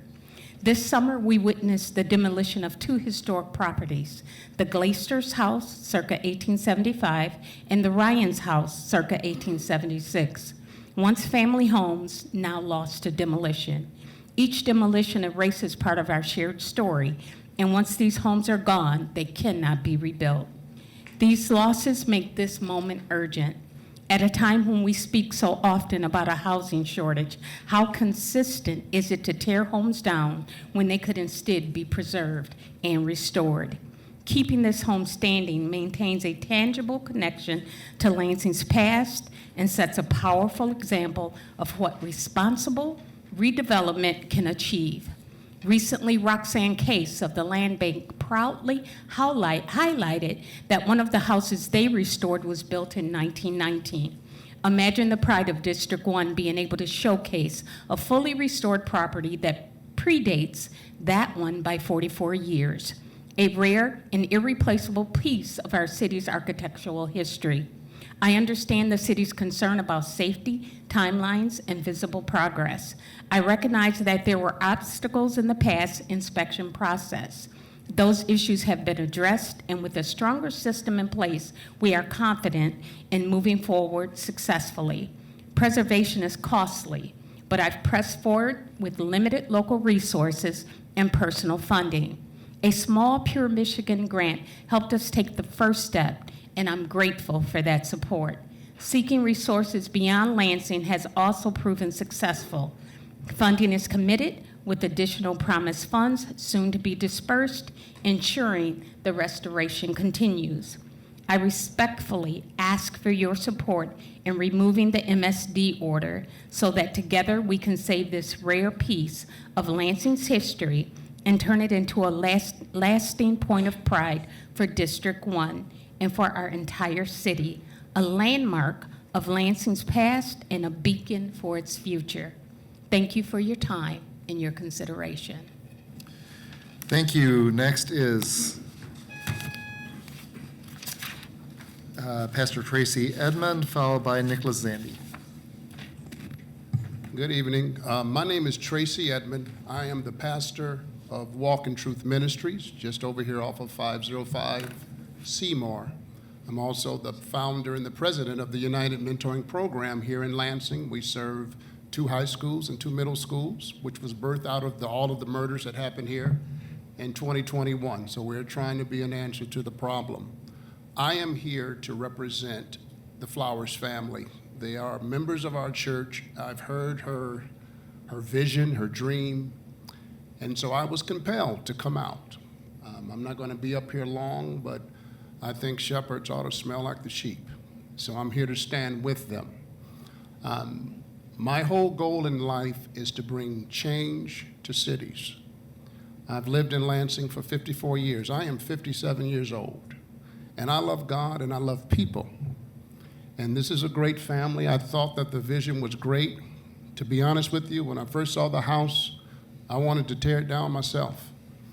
And then I went in there a few months later and I saw some progress. And if I was to be totally honest, I think sometimes we place our dreams in the hands of people who don't believe in them, and then maybe neglect and procrastination is there, and then we find ourselves here asking for mercy. Now, I've already prayed for a miracle, but I know that I have to come to you for the mercy. I'm asking that you would give Alicia just a little more time, just a little more time. And I feel in my heart that when it's within our power to help people, when it's within our power to do that, we should do that. We can never forget that this is always about people, always about people. Lansing is a great place, and what makes Lansing great is its people. So please do not turn away from the Flowers today, okay? She has a great investment in this. She's made some mistakes. I think she trusts people a little bit too much, and haven't we done that from time to time in our own lives? And so I'm asking that you would just fight. And I know that probably a decision has already been made, but I've sat on boards before, and I know we can change our minds if we really want to, if we come together and really want to do it. So I'm asking that you would do this for the Flowers family. Just give her a little bit more time to fulfill her dream, because I think the worst thing we can do is to kill a dream when it's possible to see it come to pass. So thank you for your time. We are here to get it done. Just a little more time. Amen? Amen. God bless you. Thank you. Next is Nicholas Zandy, followed by Sean Brock. So, you know who I am. You know I'm Nicholas Zandy, the president of the Old Ever Neighborhood Association. And I kind of speak for the people of the Second Ward. And Garza, you should be listening to this because this is kind of something that involves it. And that is, we definitely need a community center on the Second Ward because we seriously are lacking compared to the other wards. The Fourth Ward has one with Letts. The Third Ward, it has one with the Alfreda Schmidt. And the First Ward actually has two with Geyer and Foster. And but the Second Ward doesn't really have any. Like the closest thing it does have is the Fenner Nature Center, which even then it's not really a community center or anything. It's just like a wide open park that just happens to have a pavilion and I think like a check-in spot. And that's, again, just at best. And that's kind of a problem because the second ward has a lot of wide open spaces.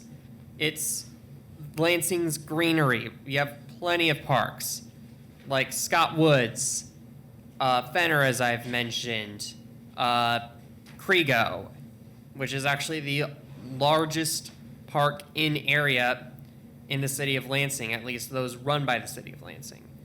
And as well as county parks like Hawk Island, and as well as Shoebell Park, Potter Park, and Scott Woods. And yet we don't have actual, we don't have an actual community center. And there have been suggestions made. Some have considered the old Career Quest building on Pennsylvania Avenue. Another suggestion from one of the board members of Neighbors of Scott Woods, he said that the old McLaren near Scott Woods Park would probably be the best possible place to have one, since there is a playground nearby at Scott Woods Park, and they could easily remove the fence so that there could be easier access points. And plus, it's already a pre-existing location with plenty of places for community organization, which would be probably pretty good for the second ward. Plus, I think it's fairly centralized within the second ward, so that is a consideration. Some have considered the old Sam's Club. However, it is not walkable around there, and plus, I don't think an old big box store is really good for a community, for being converted into a community center. I'm sorry, but the old McLaren building and the old Career Quest building, I would consider either of those two. And that's all I'll say, and I'll yield the rest of my time. Thank you. Next is Sean Brock, followed by Ivan Drosty.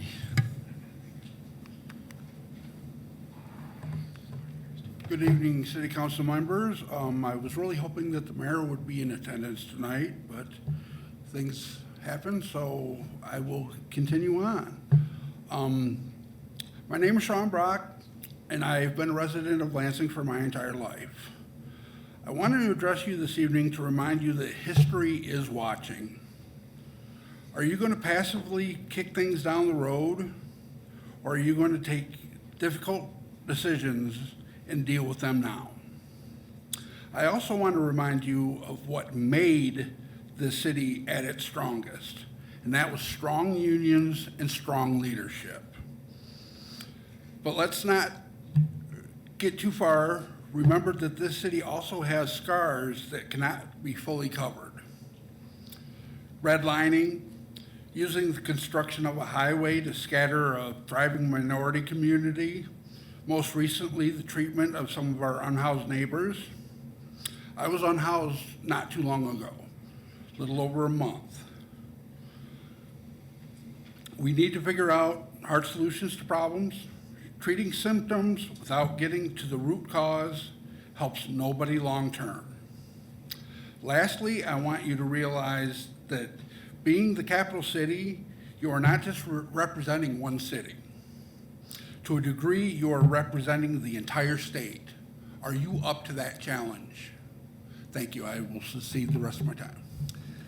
Thank you. Next is Ivan Drosty, followed by Loretta Stanaway.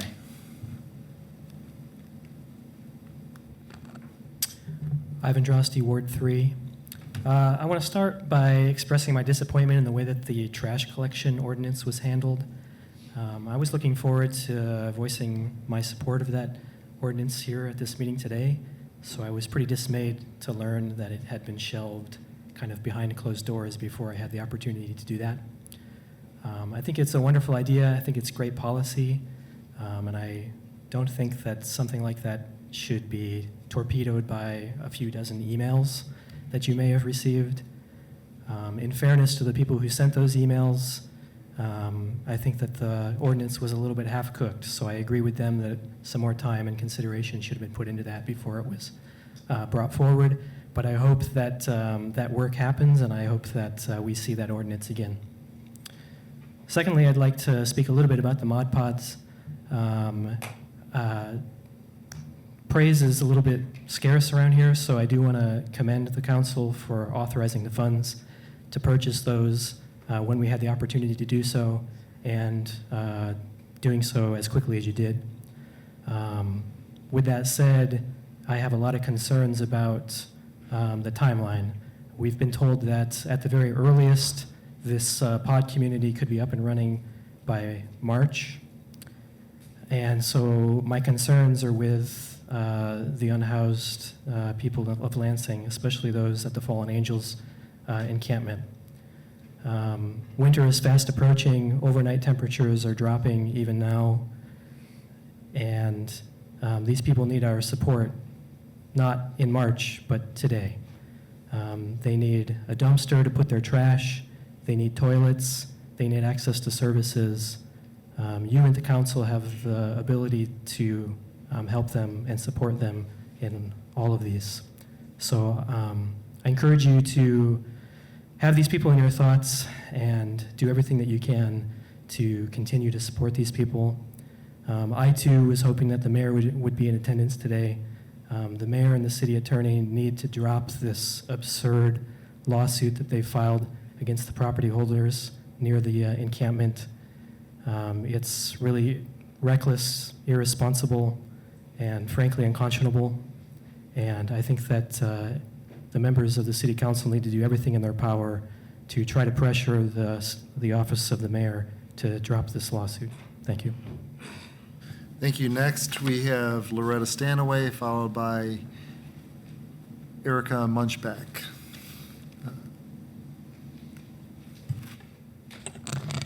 A few minor blips for you tonight. First off, can we get rid of the 311 system? Do you have any idea how frustrating it is to look up on the city website the name and phone number for a person in office, try to call that number, get bumped to the 311 system, wait online for 10 minutes, and then get told that they can't connect you unless you answer your question about what you want to talk to the person for? Like if you don't know what you want to talk to the person for, you can't talk to the person. Why would you have called? Then you get kicked over to the voicemail for that person and have to leave a message. And when you do that, the voicemail does not identify the person that you're calling and receiving connection to. We have no way when we call any city employee any longer to know if we're reaching that person because their number's listed, but their names are not. We don't know if they've moved. We have a high turnover in the city. We don't know if they've relocated offices or not. I have left messages for the director of the Public Services Department multiple times over the last couple of months and never received a response. I have no way to know if he got those messages or if he's just not answering his phone or listening to his messages, whatever the case might be. We need a better system. This system does nothing but obscure the ability of the public to reach its employees. Secondly, Life O'Reilly sounds to me like a good place to put the Mod Pods. It's already an open space. It already has some infrastructure. I am adamantly against using any public park for that purpose. I think it's just absolutely not appropriate. I can't imagine how you could tell Joe Blow down the corner who has no money and a family and wants to take his kids camping some weekend that he can't camp in a city park, but we can put up a city park campground of homeless people. And then lastly, a community center. I have proposed some time ago, and most or all of you council members have seen the proposal to use the Sam's Club as a community and event center, and that proposal is still available for anyone who wants to see it. Thank you. Thank you. Next is Erica Munchback, who is no longer here. Linda Appling, and then Cheryl Brand.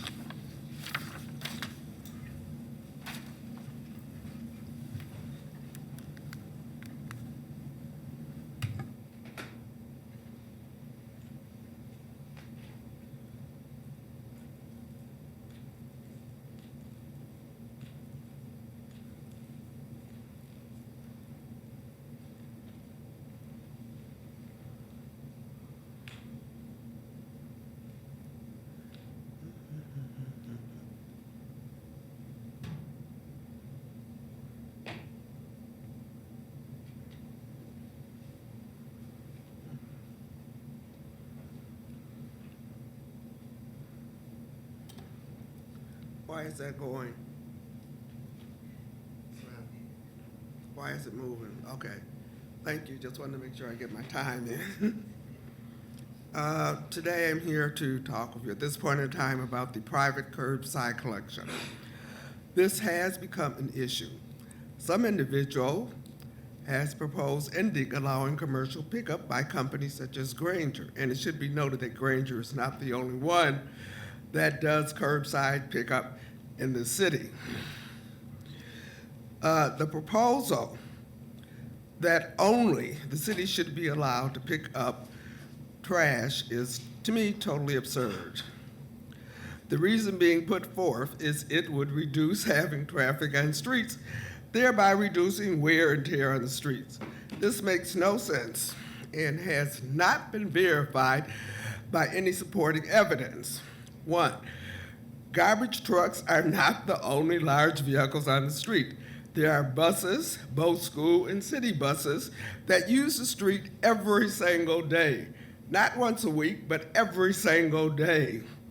Then there are delivery vehicles, such as Prime and UPS, also the Postal Service. And, of course, those large, gargantuan F-150 trucks, and as near as I'm concerned, are totally responsible for the destruction of the streets. Also, they get in my way. All these trucks use the streets and contribute to wear and tear. Not a scintilla of evidence has been put forth that private garbage trucks are solely responsible for wear and tear on the streets. Clearly, whoever made this proposal pulled it out of a hat and did little checking. Now, secondly, the service provided by the private companies appears to exceed that of the city. Granger takes everything and may provide for assistance to handicapped persons in terms of putting the stuff out on the sidewalk. The city may charge and does not take everything put in the cart. Two, finally, private providers who provide private providers provide trash removal to the large complexes. And four, a number of people use private companies. And frankly, I see no reason to deprive them of this ability. The only reason that I can determine in terms of this is that the city wants to eliminate competition to enable the city to increase the rates. Now, I myself use the blue card, but yeah, sometimes I think maybe I should go back to using Granger. I suggest you totally get rid of this proposal. Remember, a number of people use the services of the private contractors, and they would be most unhappy with the type of change you are proposing. And if you think I'm kidding, go down some of those streets, especially mine, on Friday when you see Granger. Thank you. Next we have Also, Cheryl I Brand, know. followed by Michael Gorishek.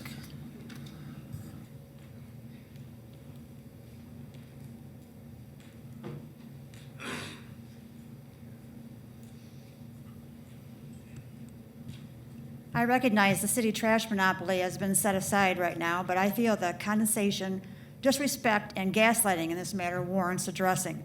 You said we would not lose choice while explaining we would go from 4 choices to 1, as if Lansing residents can't comprehend basic math. You said the motivation was not to exclude or block or ban, as if Lansing residents don't have thesaurus or dictionaries, both defining these words as prohibit, forbid, deny access, completely close, so nothing gets through. City officials were quoted as saying this could lead to lower costs because, yeah, that's how monopolies work. How exactly are we deprived, or that this would provide residents equal opportunity and access? How exactly are we deprived of that now, wherein a monopoly is a market in which one person or company is the only supplier of a particular good or service? I didn't hear anything in that definition noting equal opportunity or access. You get all the business, provide no choice, and can charge whatever you want. And yes, it was stated it is meant to self-sustain, but so are our taxes, and that hasn't worked out. Lansing can attach a special assessment to our property taxes, so if somebody doesn't pay, it goes onto our bill. So if a neighborhood gets together and supports one or two residents to purchase the city trash and all use that, would that assessment then be attached to anyone not participating? Why would I believe otherwise? As to road damage, how about the city charge FedEx, Amazon, and UPS, who I believe may already pay, a road fee? As for environmental concerns, why aren't all city buildings equipped with solar panels? Or all city vehicles electric? I'm all in on that one. I have solar panels and an EV. But I, unlike the council, did my research. I did not deprive anyone of their choice to do what I could. How about you do the same and do all you can before depriving us? I must say my favorite was to improve efficiency. This council was not even equipped to activate this plan, and yet you lit it up.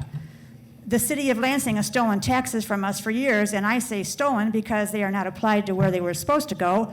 Services are cut. The city has not provided any documentation I know of as to where those funds did go, and most definitely did not return the funds. So the idea that a government agency, speaking specifically to the mayor, that has proven for years they are not fiscally or ethically responsible, now wants a monopoly for our trash pickup, and we should be grateful? This appeared to me to be a ram it through before anyone notices the issue. Finally, Mr. Koss stated that the council had failed to properly educate people on this topic, and the message just fell flat, again, as if we're too stupid to understand. I feel the people of Lansing are fully educated as to what this was, and he hit the nail right on the head. You may want to keep that in mind in the future. Thank you. Next is Michael Gorshek, followed by Farhan Sheikh Omar.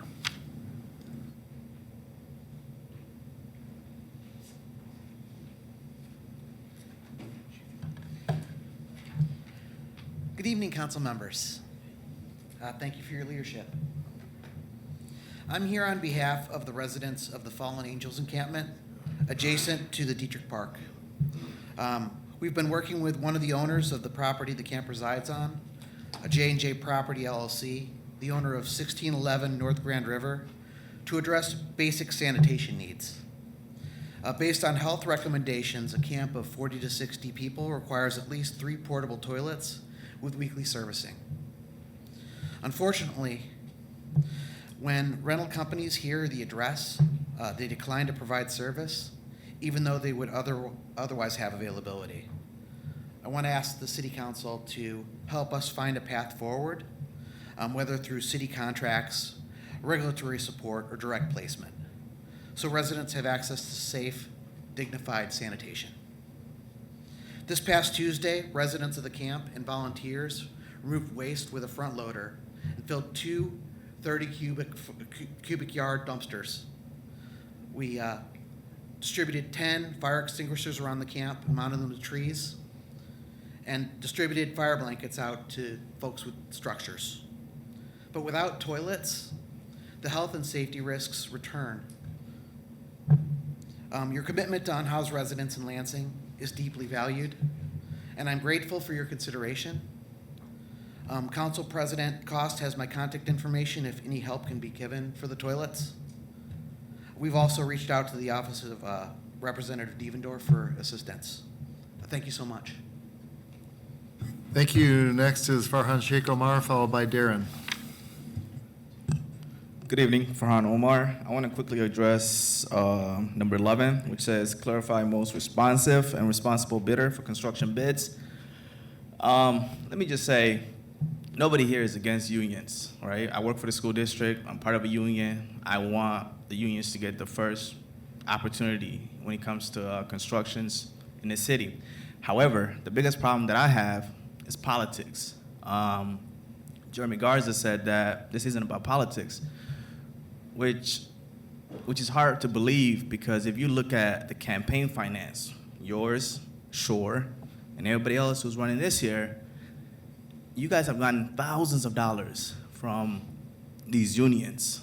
And so this isn't about who has the best workers or the hardest workers or the smartest workers. This is gonna come down to who can donate the most money to politicians in the city. And so if unions are donating thousands of dollars to Andy Shore, to people like Jeremy Garza, which I think you should have recused yourself from this vote since you got thousands of dollars from them this election cycle, that becomes a problem. And so if we need equal opportunity in this city, and we want to act like we want fairness across the board, then we shouldn't have points like Councilmember Brian T. Jackson was talking about, which literally sounds like it's lopsided. It sounds like it's lopsided. So based on how these things being graded, the unions would get all the jobs, and everybody else in this city wouldn't get any. And so I think we need to do a better job when it comes to proposing such things like this. I mean, it's predictable. It's the same playbook every time. It's the same playbook where politicians act like they're being fair. They want the best people to do the job. But in all fairness, it's not. That's never the case. It's always about, you know what, who's donating the most money to us. And if you look at it, it sounded like it was quid pro quo. That's what it is, quid pro quo, where I scratch your back, I vote yes for you. When it's time for me to run for office, you give me thousands of dollars, no questions asked. We can't do that, especially when it comes to taxpayer money. I have a say, the people in this building have a say, the people who are at home have a say. And so let's do better. Thank you. Thank you. Our final speaker tonight is Darren.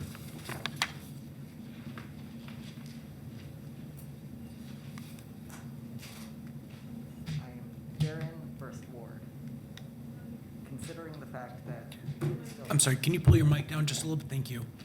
I am Darren. I live in the First Ward.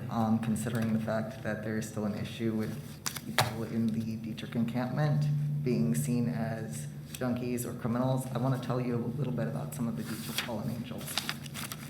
Tammy, Tony, Terry, and Ellie are the leaders of the encampment. They are kind and protective. They do not do any drugs. I don't even think they drink. They have helped people wean off of drugs and maintain their sobriety. They all work to mediate issues between other residents. They cook, garden, and lead cleanup crews. They don't allow anyone who causes problems for the camp, nor the local businesses, to stay around. Tammy, the matriarch of the camp, Free Tammy, has organized board game nights. Terry is a proud father of 4 successful children. Ellie, the camp mom, has taken classes on floral arrangements and would love to work in a floral shop. Her husband, Chad, is a woodworker. Kit is an artist who loves drawing and painting, digital design and illustration, and working with her hands. She's very tech savvy. Willie is a minister with a big personality. He always has a smile on his face and is thrilled when anyone will sit down and have a philosophical conversation with him. Chris is a workaholic. When he isn't at his job, he is building things, cleaning, or helping people out. And let me tell you, that man has jokes. Michelle reminds me of a fairy. I've even seen her singing and dancing around in a Tinkerbell gown. Michelle loves to be outside with the birds and the wildlife. It's like music for her. She wears glitter so that she can glisten in the sun and bask in its warmth. Michelle crafts with the items that she finds and repurposes. She's a mother and a grandmother with a very large family. Ivy has a great sense of humor and a very quick wit. She dreams of visiting the green hills of Ireland someday and reconnecting with her ancestry. Damon is an instructor in the Afro-Brazilian dance martial art capoeira and has studied 7 other types of martial arts, not just the movements. He knows all about their rich histories. He currently works in an auto shop detailing cars. Ricky cleans houses and works in catering. He loves to make breakfast foods. He loves mac and cheese, summer sausage, and pickles. He's a sneakerhead with a passion for the art of footwear. He guessed my very unusual shoe size at just one single glance. Some of the guys were talking to me about how they love disc golf with their friends. As you can see, these are just regular people with hobbies and interests, passions, ambitions, hopes, and dreams. They're real. It's disgraceful to brush off their humanity when talking about them or making decisions for them. Please take half an hour of your life, bring food, and get to know them. Also, thank you, President Cost, for taking some of my concerns via email. Thank you. Okay, we are adjourned at 9:36.